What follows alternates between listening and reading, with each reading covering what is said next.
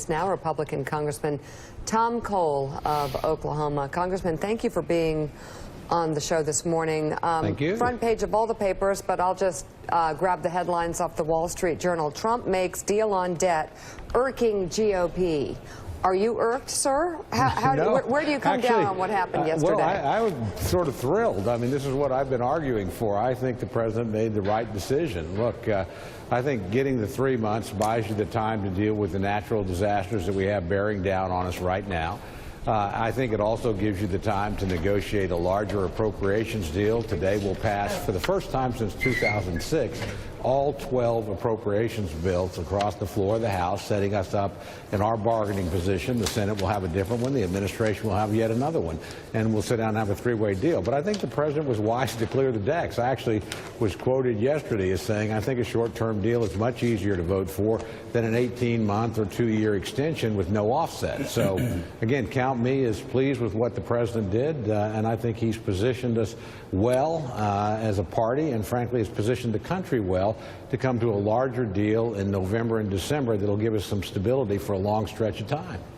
Joe? Well, and Congressman, doesn't it also give you guys the space to do that? The inbox is so massive with Harvey, with the debt ceiling, with tax reform. You've got Irma coming in. We've got a Cat 5, one of the most powerful ever, that's going to possibly hit Miami. That is a lot of work for you guys to do, and it seems to me you've got to start getting some things out of the inbox, even if that means pushing the debt ceiling fight to the end of the year. Oh, I couldn't agree more. And look, we're moving a lot of stuff through the House. We've passed over 300 bills. But again, we're going to do all our approach bills through the committee and across the floor for the first time in 11 years. So we think the House has been extremely productive. It's tougher in the Senate. We understand their rule structure and the additional burden they have in terms of confirmations of judges and ambassadors and cabinet members and what have you. But look, this is not a bad deal in some way. Frankly, I think a much worse deal would have been an extended debt ceiling with no spending cuts. So we live to fight another day, but we take care of what's important today. And Harvey's important today. Irma will probably be important tomorrow. Those things need the full attention as we do our regular work. So I think the president actually made it easier to come to a deal, not harder. And in my view, he did the right thing. Congressman, what's the story in the internal cat fight between the Freedom Caucus and the Speaker of the House, and what's the threat level to the Speaker's job? Well, I actually don't think there's any threat level at all, and I don't think there's a cat fight. I think what's overlooked in this, frankly, the Freedom Caucus has done a lot of good things. Almost every member of the Freedom Caucus was with us on repeal and replace. They were not a problem in the least. They actually made the bill better. And I would say, you're going to see them mostly with us on the appropriations front as well. So look, I think this is a caucus that's come a long way. I don't always agree with them, but I think they're constructive, serious members. Again, we don't have any quite the drama inside the House as people seem to think. I think the Speaker's in a very secure position. People are pleased with him. He's done a tremendous job. So we're looking forward to working with the administration and with the Senate to come to a larger spending deal at the end of the year and put us on a path of stability and getting tax reform done as well, which I think we'll do in partnership with the president. Congressman, my morning of confusion continues. How is the deal the president made yesterday with the two Democratic leaders good for the conservative movement? Well, it's good for the country, first of all, and that's good for the conservative movement and everybody else. Look, we don't need to run out of money in a week or 10 days in the middle of a natural disaster. And if people try to use the debt ceiling to score political points, it almost always fails.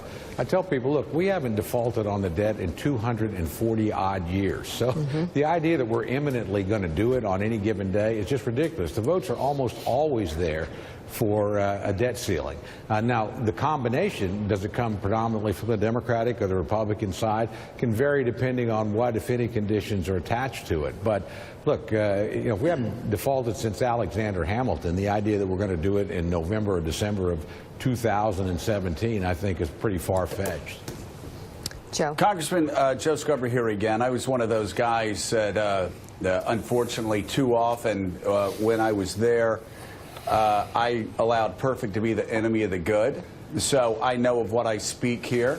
Does this not send a message to some people in your caucus that you're not going to get perfect, but if you get good, getting a good bill written by Republicans is better for them than getting a good bill or a bad bill written by Nancy Pelosi and Chuck Schumer, because that certainly is a reality now that the Freedom Caucus has to face. Well, I would hope all members face that. Look, in my view, presidents of the United States should never be prisoners to any party.